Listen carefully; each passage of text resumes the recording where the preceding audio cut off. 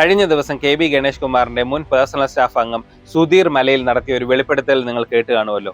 ഒന്ന് കേട്ടിട്ട് വരാം. കഴിഞ്ഞ ഉമ്മൻചാണ്ടി സർക്കാരിന്റെ കാലത്ത് 2011-2013 കാലഘട്ടത്തിൽ അന്നത്തെ വനം കായിക സിനിമാ വകുപ്പ് മന്ത്രിയായിരുന്ന ശ്രീ കെ.ബി. ഗണേഷ് കുമാറിന്റെ പേഴ്സണൽ സ്റ്റാഫിൽ അംഗമായിരുന്നു ഞാൻ അദ്ദേഹത്തിൻ്റെ സ്റ്റാഫിലുണ്ടായിരുന്നു. 2013 അദ്ദേഹം രാജിവെക്കേണ്ടുന്ന സാഹചര്യം ഉണ്ടായി. അത് ഏവർക്കും അറിയാവുന്നതാണ്. ആദ്യം അദ്ദേഹം രാജിവെക്കണം, അങ്ങനെ കേരള കോൺഗ്രസ് ബിയുടെ പ്രതിനിധിയായി മന്ത്രിസഭയിൽ ഉണ്ടായിരുന്ന അദ്ദേഹത്തിന് അങ്ങനെ ഒരു മന്ത്രിസ്ഥാനം ഞങ്ങൾക്ക് വേണ്ട എന്നാവശ്യപ്പെട്ടുകൊണ്ട് അദ്ദേഹത്തിൻ്റെ പിതാവും കേരള കോൺഗ്രസ് ബിയുടെ ചെയർമാനുമായ ശ്രീ ആർ ബാലകൃഷ്ണപിള്ള സാർ സ്പീക്കർക്കും അതുപോലെ തന്നെ ശ്രീ ഉമ്മൻചാണ്ടി സാറിനും കത്ത് നൽകിയിരുന്നു.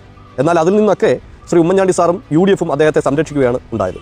തുടർന്ന് 2013 അദ്ദേഹത്തിൻ്റെ മുൻ ഭാര്യ ശ്രീമതി യാമിനി തങ്കച്ചി മ്യൂസിയം പോലീസ് സ്റ്റേഷനിൽ നൽകിയ ഗാർഹിക പീഡന കേസിൽ പോലീസ് മ്യൂസിയം പോലീസ് സ്റ്റേഷനിൽ കേസെടുക്കുകയും കേസ് രജിസ്റ്റർ ചെയ്തതിൻ്റെ അടിസ്ഥാനത്തിൽ പ്രതിപക്ഷ സംഘടനകൾ നിയമസഭയ്ക്കകത്തും നിയമസഭയ്ക്ക് പുറത്തും അതിശക്തമായ പ്രതിഷേധമുണ്ടാക്കുകയും ഒരു മന്ത്രിയുടെ പേരിൽ കേസ് രജിസ്റ്റർ ചെയ്ത് അദ്ദേഹം അറസ്റ്റിലാകുന്ന സാഹചര്യം ഉണ്ടാവുകയും ചെയ്തപ്പോൾ അദ്ദേഹത്തിന് രാജിവെക്കേണ്ടി വന്നു.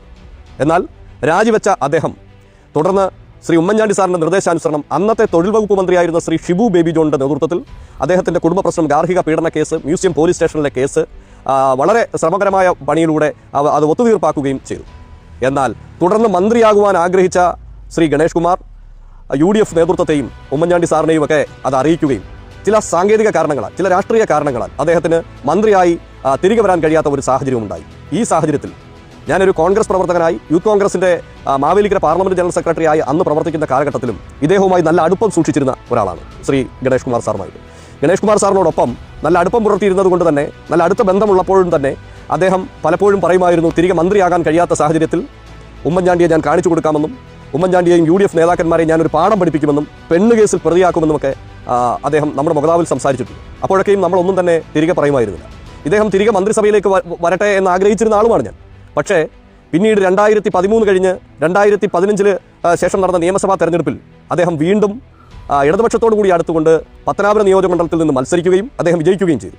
എന്നാൽ സോളാർ സ്കാം കത്തി നിൽക്കുന്ന സാഹചര്യത്തിൽ സോളാർ കമ്മീഷൻ്റെ റിപ്പോർട്ട് പുറത്തു വരുമ്പോൾ സോളാർ കമ്മീഷൻ്റെ ശിവരാജൻ കമ്മീഷൻ റിപ്പോർട്ട് പുറത്തു വരുമ്പോൾ അതിൽ അറിയാൻ കഴിഞ്ഞത് ശ്രീമാൻ ഉമ്മൻചാണ്ടി സാറിനെയും അതുപോലെ തന്നെ UDF നേതാക്കന്മാരെയും ലൈംഗിക ആരോപണത്തിൽ പെടുത്തിയിരിക്കുന്നു, ലൈംഗിക കേസുകളിൽ പെടുത്തിയിരിക്കുന്നു എന്ന്. അപ്പോഴാണ് എനിക്ക് ബോധ്യമാകുന്നത് ഇദ്ദേഹം അന്ന് സൂചിപ്പിച്ചതുപോലെ തന്നെ ഇവരെയൊക്കെ പെണ്ണുകേസിൽ പെടുത്തുമെന്നും ഇവരെല്ലാം ഒരു പാഠം പഠിപ്പിക്കുമെന്നും പറഞ്ഞതിൻ്റെ പൊരുളഴിയുന്നത്. ഇതൊരു വലിയൊരു ഗൂഢാലോചന ഇതിൻ്റെ ഭാഗത്തുണ്ട് എന്നാണ് ഞാൻ മനസ്സിലാക്കുന്നത്. ഇതാണ് ഞാൻ കോടതിയിൽ പറഞ്ഞിരിക്കുന്നത്. ബഹുമാനപ്പെട്ട കോടതിയുടെ മുമ്പിലുള്ള കേസായതിനാൽ വളരെ കൂടുതലായി ഇതിനെക്കുറിച്ച് ഒന്നും പറയാൻ ആഗ്രഹിക്കുന്നില്ല. തുടർന്നുള്ള ദിവസങ്ങളിൽ പറയേണ്ടുന്ന സാഹചര്യങ്ങളിൽ സമയങ്ങളിൽ കൃത്യമായി വിവരങ്ങൾ പുറത്തു പറയുക തന്നെ ചെയ്യും. സുധീർ ഇപ്പോൾ നടത്തിയ ഈ വെളിപ്പെടുത്തലിൽ നിന്ന് നമുക്ക് മനസ്സിലാവുന്നത് എന്താണ്? ഉമ്മൻചാണ്ടിക്കെതിരെ നടത്തിയത് കരുതി കൂട്ടിയ ഒരു ഗൂഢാലോചനയുടെ ഭാഗമാണ്. ഉമ്മൻചാണ്ടിക്കെതിരെ വന്ന കേസുകളെല്ലാം തന്നെ കരുതി കൂട്ടി ഗൂഢാലോചന നടത്തി വളരെ പ്ലാൻ ചെയ്ത് എക്സിക്യൂട്ട് ചെയ്ത ഒരു കുറ്റകൃത്യമാണ്. ഇതൊരു ക്രിമിനൽ കുറ്റം തന്നെയാണ് എന്ന് പറയേണ്ടി വരും. കാരണം സ്വന്തം ഭരണകക്ഷിയിലുള്ള ഒരാൾ അല്ലെങ്കിൽ ആ മന്ത്രിസഭയിൽ തന്നെ മന്ത്രിയായിരുന്ന ഒരാൾ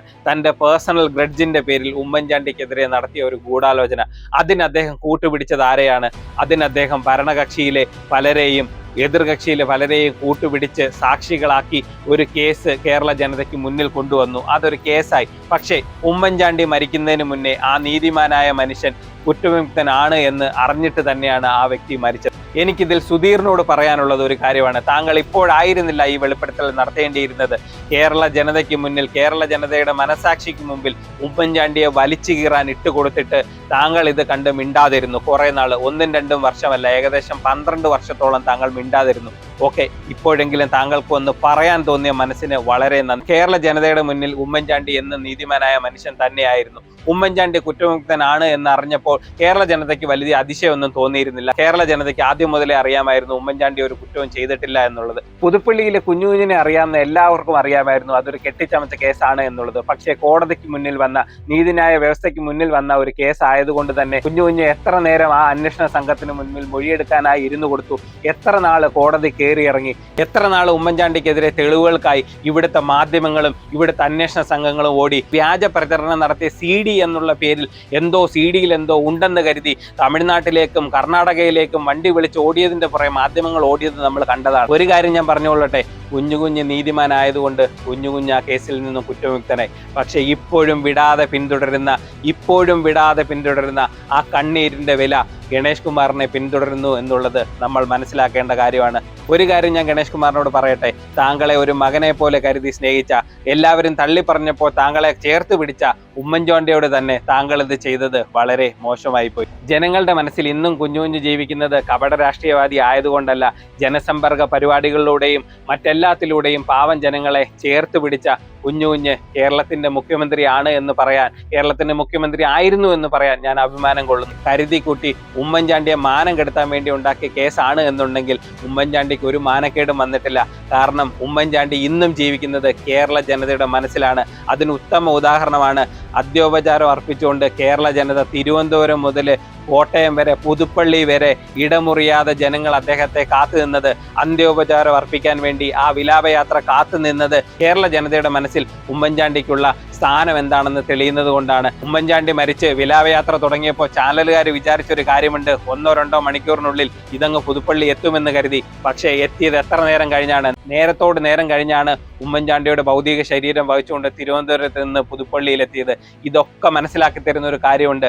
ഇനി ആരൊക്കെ വിചാരിച്ചാലും, ഇനി ഏതൊക്കെ നേതാക്കന്മാർ വന്നാലും ഉമ്മൻചാണ്ടിക്ക് കേരള ജനതയുടെ മനസ്സിലുള്ള സ്ഥാനം അങ്ങനെ മാറിപ്പോകത്തൊന്നുമില്ല.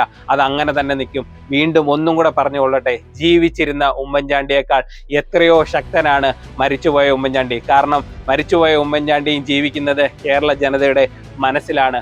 അയാളെ ഒറ്റുകൊടുക്കാൻ കൂട്ടുനിന്ന, അയാളെ തേജോവധം ചെയ്യാൻ കൂട്ടുനിന്നവരൊക്കെ കരുതിയിരുന്നു കാലം നിങ്ങൾക്ക് മാപ്പ് തരില്ല.